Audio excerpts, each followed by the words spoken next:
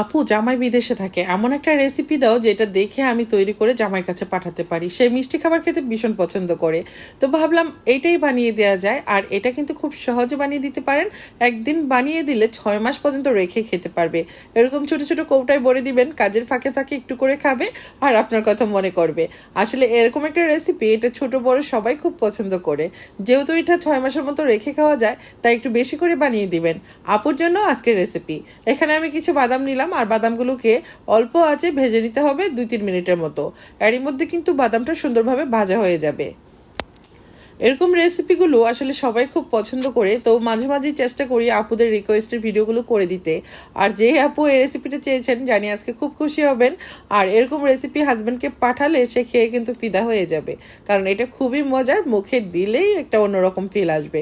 আর এদিক থেকে আমি 1 কাপ পরিমাণ চিনি দিয়ে দিলাম একটা প্যানের মধ্যে। দিয়ে দিচ্ছি আমার নিজে তৈরি করা বাটার, আর এই বাটারটা দিলে টেস্টটা অনেক ভালো আসবে। উপরে কিন্তু লাল রঙের যে ফোন নাম্বারটা, এতে অর্ডার করলেই আপনারা বাটার পেয়ে যাবেন। আমার কাছে শুধু বাটার না, বাটার, ঘি, ইস্ট এগুলো পেয়ে যাবেন আমার নিজে তৈরি করা। আশা করছি এই বাটারটা দিলে টেস্টটা অনেক ভালো আসবে। যাদের কাছে বাটার না থাকবে তারা কিন্তু ঘি অ্যাড করতে পারেন 1 টেবিল চামচ পরিমাণ। এখন চিনি আর বাটার একসাথে ভালো করে মিল্ক করে নিলে সুন্দর একটা কালার আসবে, সেই সঙ্গে স্মেলটাও খুব ভালো আসবে। দীর্ঘদিন সংরক্ষণ করে রাখলে কিন্তু এর টেস্টটা অনেক সময় অন্যর দিকে চলে যায়, মানে স্মেলটা যখন বাটারটা দিবেন এর ফ্লেভারটা কিন্তু ধরে রাখবে। এখন কিন্তু একটু সময় ধরে চুলার আঁচটা লো হিটে রেখে এই ক্যারামেলটা তৈরি করতে হবে। ক্যারামেলটা যেন এরকম লালচে একটা ভাব থাকে, কালো না হয়ে যায়, এই বিষয়টা খেয়াল রাখতে হবে। এখন ভেজে রাখা বাদামগুলো দিয়ে দিচ্ছি। কেমন লাগছে রেসিপি? ভালো লাগলে বেশি বেশি করে শেয়ার করে দিবেন, এতে করে যারা নতুন রাঁধুনি ভাইয়াপুরা আছে তারাও কিন্তু দেখে নিতে হবে। এই তো ক্যারামেলে দেওয়ার পর 1 মিনিটের মতো নেড়ে চেড়ে সুন্দরভাবে মিশিয়ে এরকম একটা বেকিং পেপারের উপর ঢেলে দিতে হবে। তবে একটা বিষয়, বেকিং পেপারে ঢালার আগে বেকিং পেপারের উপর একটু তেল বা বাটার বা ঘি ব্রাশ করে নেবেন, এতে করে কাগজ থেকে খুব সহজে উঠে যাবে। আশা করছি আপনারা হয়তো দেখে বুঝতে পারবেন, যদিও এই বিষয়টা আমার একটু খেয়াল ছিল না। তো যাই হোক, এখন উঠাতে গিয়ে আমার একটু ঝামেলাই হচ্ছিল। তবে কাগজগুলো উঠানো যাবে, একটু কষ্ট হবে। যদি আমি তেল বা বাটার বা ঘি ব্রাশ করে নিতাম, তাহলে কিন্তু ইজিলি উঠে যেত।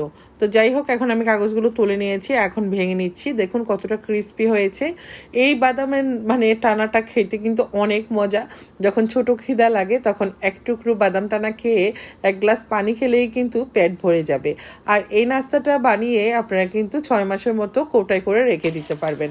যে আপু রেসিপিটা চেয়েছিলেন তার জন্য আজকের রেসিপিটা। আশা করছি এভাবে তৈরি করে নিজের হাজব্যান্ডের জন্য দেশের বাইরে পাঠাতে পারেন। আর যখন খাবে সে কিন্তু আপনার কথাই মনে করবে।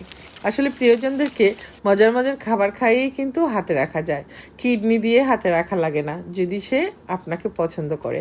তো যাই হোক, এখন কিন্তু আমি সবগুলো এরকম ছোট ছোট কৌটায় নিয়ে নিচ্ছি।